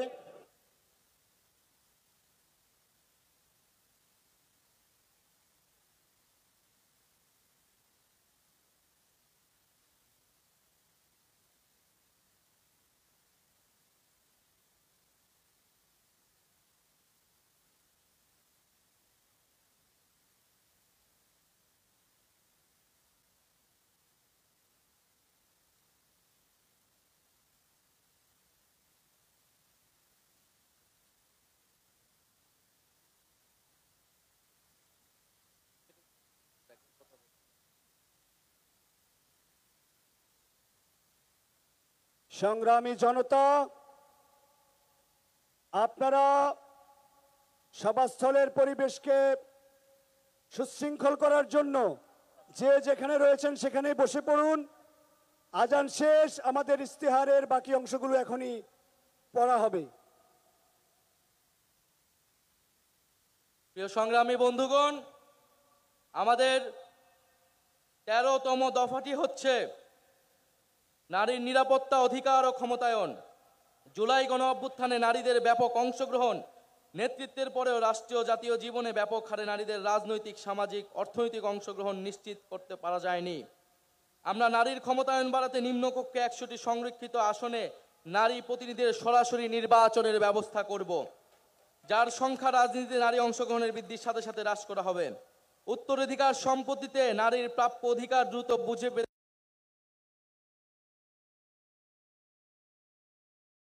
সর্বপ্রকার আইনি সহায়তা প্রদান করা হবে। বেসরকারি, সরকারি প্রতিষ্ঠানে নিয়োগ, পদোন্নতি ও বেতন কাঠামোতে নারী পুরুষ বৈষম্য দূর করতে প্রয়োজনীয় নীতিমালা গ্রহণ করা হবে। পরিবার ও আমাদের সার্বিক অর্থনীতিতে গৃহিণী নারীদের অবদান দেশজ উৎপাদন হিসেবে মর্যাদা পাবে ও দেশজ উৎপাদনের অন্তর্ভুক্ত হবে। প্রতিটি থানায় নারী সহিংসতা প্রতিরোধে সেল ও নারী পুলিশ নিয়োগ বাধ্যতামূলক করা হবে। ধর্ষণ মামলার ট্রাইব্যুনাল চালু করা হবে এবং ভিকটিমদের ব্যক্তি পরিচয় গোপন রাখার জন্য গণমাধ্যম নীতিমালা জারি করা হবে। কর্মক্ষেত্রে ব্রেস্ট ফিডিং ও স্যানিটারি উপকরণ ব্যবহারের নির্দিষ্ট স্থান রাখার নিয়ম করা হবে। পরিবার, শিক্ষা প্রতিষ্ঠান, কর্মক্ষেত্র, অনলাইন, যানবাহনে নারীদের হয়রানি ও নির্যাতন প্রতিরোধে আইনি কাঠামোর যথাযথ সংস্কারের মাধ্যমে কঠোর শাস্তির বিধান করা হবে। নারীদের শ্রমবাজারে অংশগ্রহণ নিশ্চিত করতে উন্নত মানের চাইল্ড কেয়ার ও বয়স্ক সেবা সার্ভিস গড়ে তোলায় প্রণোদনা দেওয়া হবে। স্বল্প আয়ের পরিবারকে চাইল্ড কেয়ার ভর্তুকি করা হবে। আমরা কর্মজীবীদের পূর্ণ বেতনে অন্তত 6 মাস মাতৃত্বকালীন ও 1 মাস পিতৃত্বকালীন ছুটি নিশ্চিত করব। নারীদের মাতৃত্বকালীন প্রজনন স্বাস্থ্য নিশ্চিত করতে আমরা যথাযথ উদ্যোগ গ্রহণ করব। নারীদের কর্মসংস্থানে নিরাপদ যাতায়াতের জন্য বিশেষ বাস সার্ভিসের ব্যবস্থা চালু করা হবে। সকল নারীরা যেন প্রয়োজনীয় স্বাস্থ্য সামগ্রীর প্রাপ্যতা সুলভে যথাযথ উদ্যোগ গ্রহণ করা হবে। অনুন্নত ও পিছিয়ে পড়া অঞ্চল, মাদ্রাসা ও পাহাড়ি অঞ্চলের স্বল্প আয়ের পরিবারের নারীদের উচ্চশিক্ষার জন্য বৃত্তি চালু করব। বাল্য বিবাহ, যৌতুক বন্ধের জন্য সচেতনতা বৃদ্ধির কার্যক্রমে ধর্মীয় ও রাজনৈতিক নেতাদের সম্পৃক্ত করা হবে। আমাদের 14তম দফাটি হচ্ছে মানব কেন্দ্রিক ও কল্যাণমুখী অর্থনীতি। অর্থনীতির মূল ভিত্তি হওয়া উচিত মর্যাদা সম্পন্ন মানুষ। অর্থনীতির পরিকল্পনার কেন্দ্রবিন্দুতে থাকতে হবে মানুষের সামগ্রিক বিকাশ। কেবল দক্ষতা নয়, মানুষের উদ্দেশ্য, মূল্যবোধ ও সামাজিক দায়বোধ গঠনে বিনিয়োগ করতে হবে। আমরা বাজার ভিত্তিক কিন্তু কল্যাণমুখী অর্থনৈতিক দর্শন মেনে একটি আধুনিক অন্তর্ভুক্তিমূলক অর্থনীতি গড়ে তুলতে প্রতিশ্রুতিবদ্ধ। আমরা একটি প্রতিযোগিতামূলক বাজার ব্যবস্থা প্রতিষ্ঠা করব, যেখানে সিন্ডিকেটের দৌরাত্ম্য বরদাস্ত করা হবে না, অলিগার্ক শ্রেণীর প্রভাব ধ্বংস করা হবে এবং ক্ষুদ্র ও মাঝারি ব্যবসার বিকাশ নিশ্চিত করা হবে। আমরা উন্নয়নকে শুধু জিডিপির সংখ্যা দিয়ে পরিমাপ করব না।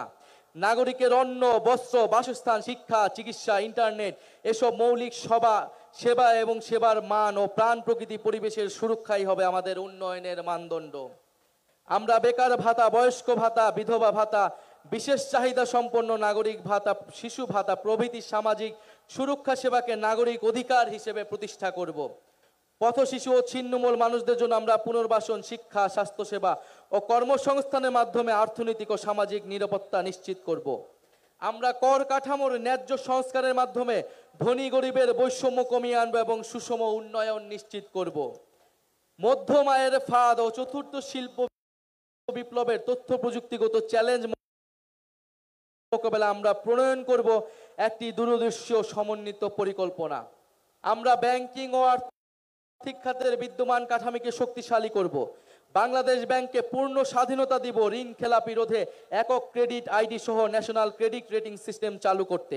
পুঁজিবাজার সংস্কার এবং সিকিউরিটি অ্যান্ড এক্সচেঞ্জ কমিশন পুনর্গঠন করব এবং এই খাতে সুশাসন প্রতিষ্ঠা করব। আমাদের 15তম দফাটি হচ্ছে তারুণ্য কর্মসংস্থান। আজ বাংলাদেশে প্রায় 30 লাখ বেকার। কর্মক্ষম নাগরিকের জন্য দেশে ও বিদেশে মর্যাদাপূর্ণ কর্মসংস্থান নিশ্চিত করতে আমরা রপ্তানিমুখ শ্রমঘন শিল্পের বহুমুখীকরণ এবং দক্ষ মানব সম্পদ গড়ে তুলব।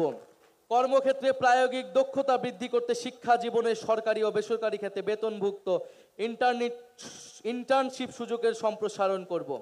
প্রতিযোগিতামূলক চাকরির পরীক্ষাগুলোতে প্রশ্ন ফাঁস, দুর্নীতি, সুপারিশ ও স্বজনপ্রীতি সম্পূর্ণ দূর করে স্বচ্ছতা ও জবাবদিহিতা নিশ্চিত করব এবং গ্রেড ভিত্তিক সমন্বিত পরীক্ষা ব্যবস্থা চালু করব।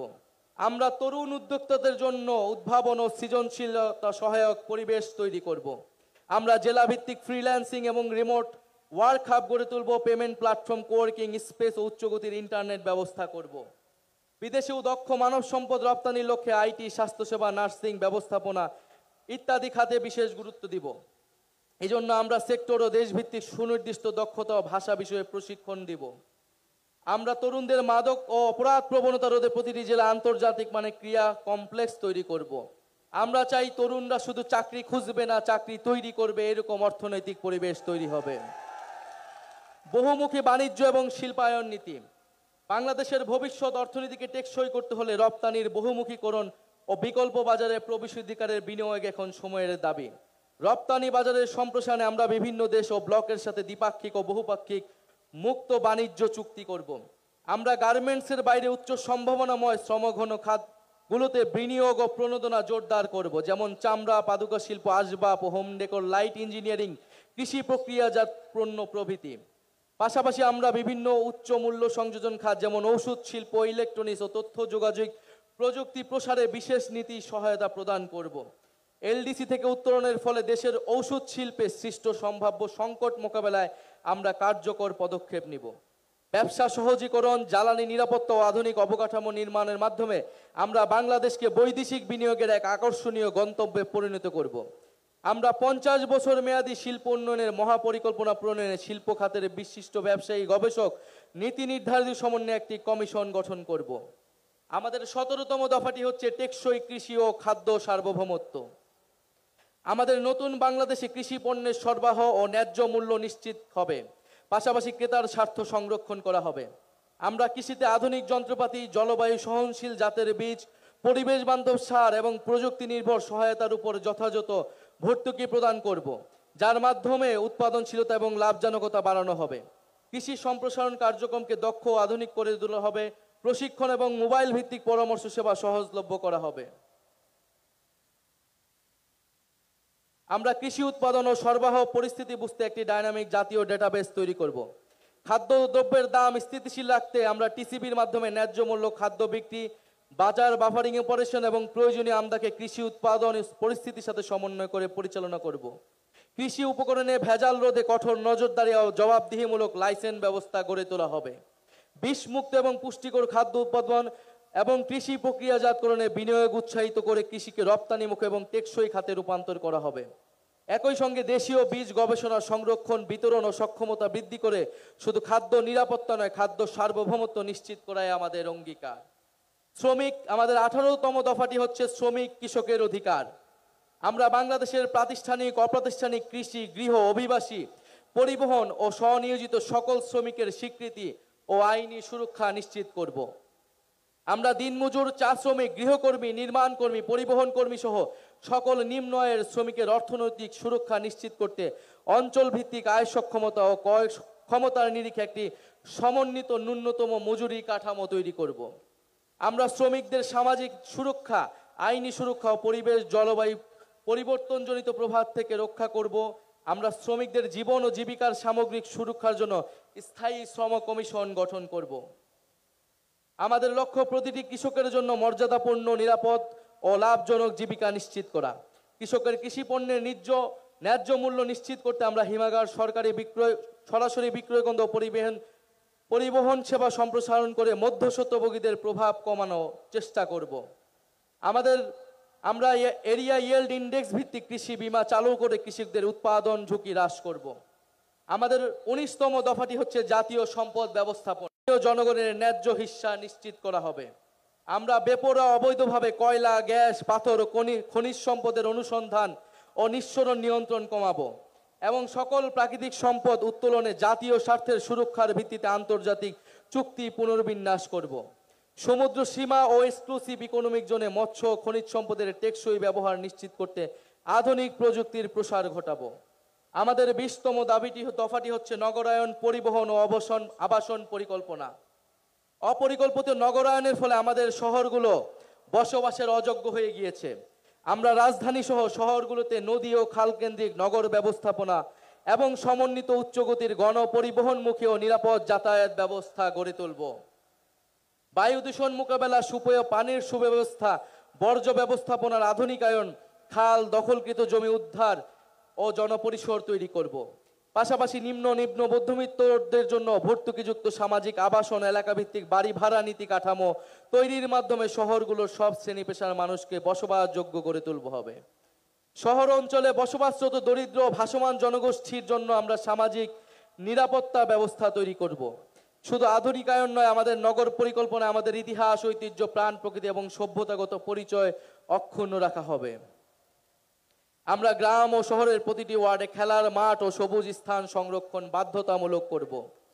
আমাদের 21তম দফাটি হচ্ছে জলবায়ু সহনশীলতা ও নদী সমুদ্র রক্ষা। আমরা একটি জলবায়ু সহনশীল, দূষণমুক্ত পরিকল্পিত বাংলাদেশ গড়ব, যেখানে নদী, বায়ু ও জীববৈচিত্র্য রক্ষায় সবুজ প্রযুক্তি ব্যবহার করা হবে।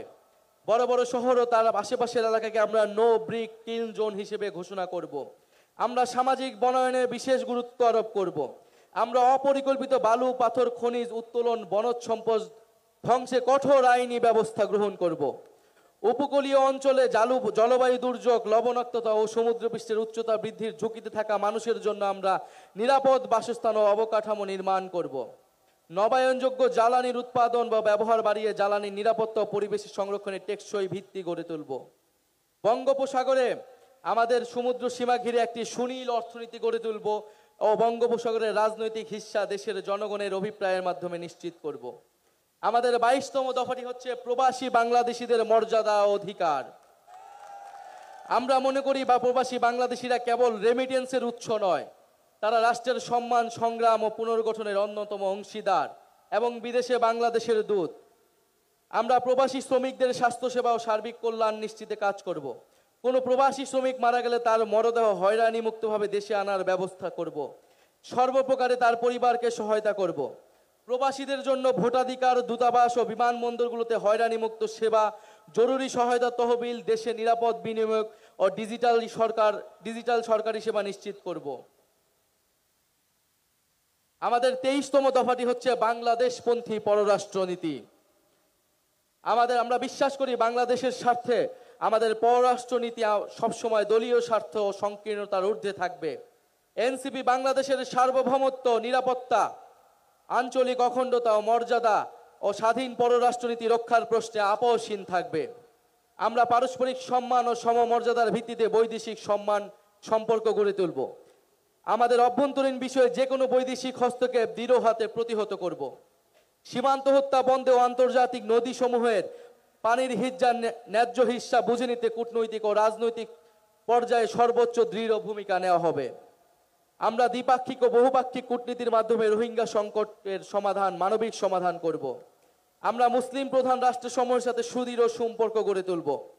আমরা শান্তি, গণতন্ত্র, অর্থনৈতিক নিরাপত্তা, পরিবেশ রক্ষা, জলবায়ু পরিবর্তন মোকাবেলায় সার্ক, আসিয়ান, ওআইসি, জাতিসংঘ সহ আন্তর্জাতিক সংস্থাগুলোর সঙ্গে সক্রিয় অংশীদারিত্ব গড়ে তুলব। শুধুমাত্র স্টেট অ্যাক্টর নয়, প্রতিটা দেশের আন্তঃযোগাযোগ তাদের ইনসাফ নিশ্চিতে পাবলিক ডিপ্লোমেসিকে গুরুত্ব দেওয়া হবে। দক্ষিণ এশিয়া, গ্লোবাল সাউথ সহ বিশ্বের নিপীড়িত মানুষের সাথে বাংলাদেশের থাকবে অকুণ্ঠ সমর্থন, সহযোগিতা ও সংহতি। আমাদের সর্বশেষ এবং 24তম দফাটি হচ্ছে জাতীয় প্রতিরক্ষা কৌশল। আমরা বিশ্বাস করি প্রতিরক্ষা সক্ষমতা ছাড়া কার্যকরী বৈদেশিক নীতি সম্ভব নয়। গণপ্রতিরক্ষা দর্শনের ভিত্তিতে আমরা তরুণ জনগোষ্ঠীকে প্রশিক্ষিত করে সুশৃঙ্খল শক্তি হিসেবে দেশের সর্বাত্মক সেবায় উদ্বুদ্ধ করব। আমরা অত্যাধুনিক সারফেস টু এয়ার মিসাইল সিস্টেমের মাধ্যমে একটি শক্তিশালী আকাশ প্রতিরক্ষা ব্যবস্থা গড়ে তুলব। আমরা সর্বাধুনিক ড্রোন প্রযুক্তি অধিগ্রহণ, দেশীয় সামরিক গবেষণা, উন্নয়নে বিনিয়োগ এবং উৎপাদনের সক্ষমতা বাড়ানোর মাধ্যমে সেনাবাহিনীতে UAV unmanned aerial vehicle brigade গঠন করব। একই সঙ্গে আমাদের প্রতিরক্ষা ব্যবস্থাকে সংহত করতে নন নিউক্লিয়ার সেকেন্ড স্ট্রাইক সক্ষমতা অর্জন করব। আমাদের নৌবাহিনীকে সাবমেরিন ভিত্তিক একটি শক্তিশালী ত্রিমাত্রিক নৌবাহিনী হিসেবে গড়ে তুলব। আমাদের প্রতিরক্ষা কৌশলের কেন্দ্রে থাকবে নিজস্ব ভূপ্রাকৃতিক গঠন, যা নদী বিধৌত অঞ্চল এবং বঙ্গোপসাগর কেন্দ্রিক নিরাপত্তা চাহিদা মাথায় রেখে গড়ে তোলা হবে। রাষ্ট্রীয় সার্বিক নিরাপত্তার বিষয়টিকে সর্বোচ্চ অগ্রাধিকার দিয়ে আমরা জাতীয় নিরাপত্তা পরিষদ গঠন করব। আমাদের সমন্বিত প্রতিরক্ষা নীতির কেন্দ্রে থাকবে সংসদীয় নজরদারি, নাগরিক অধিকার রক্ষা এবং আঞ্চলিক শান্তি ও কূটনৈতিক ভারসাম্যের প্রতি প্রতিশ্রুতি। প্রিয় বাংলাদেশ, আজ থেকে ঠিক 1 বছর আগে এই শহীদ মিনারে আমরা শপথ নিয়েছিলাম এই দেশকে স্বৈরাচারের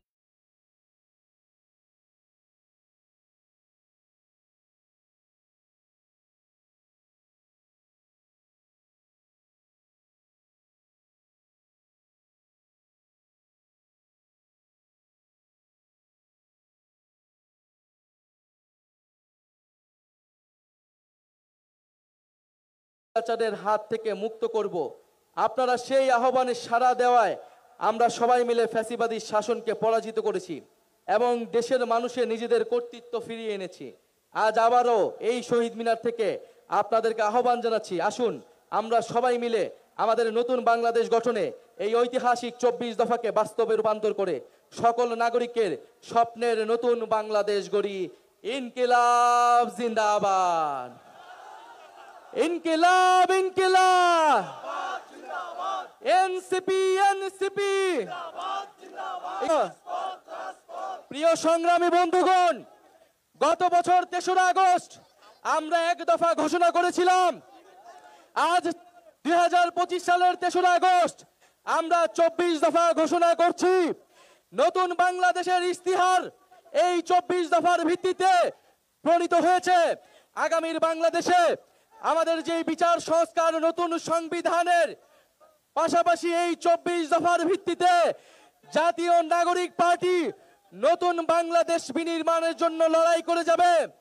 আপনারা যারা আজকে এসেছেন, শহীদ পরিবার পার্টির নেতৃবৃন্দ, আপনাকে জানাই আন্তরিক ধন্যবাদ এবং কৃতজ্ঞতা। ইনকিলাব ইনকিলাব, ক্ষমতা না জনতা, আপোষ না সংগ্রাম, দালালি না রাজপথ, গোলামি না আজাদি। ইনকিলাব ইনকিলাব।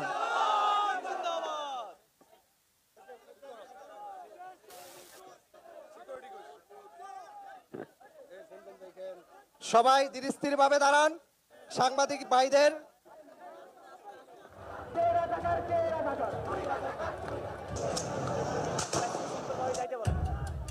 প্রিয় নেতৃবৃন্দ, আপনাদের স্ব ইউনিটের যারা সমন্বয়কারী আছে তাদের সাথে যোগাযোগ করে আপনাদের যে স্থান নির্ধারিত করা হয়েছে সেই স্থানে চলে যাবেন। সারা দেশ থেকে যারা নেতৃবৃন্দরা আসছেন সবাইকে আন্তরিক ধন্যবাদ এবং সুশৃঙ্খলভাবে ঢাকার বিভিন্ন ইউনিট আপনাদেরকে যেই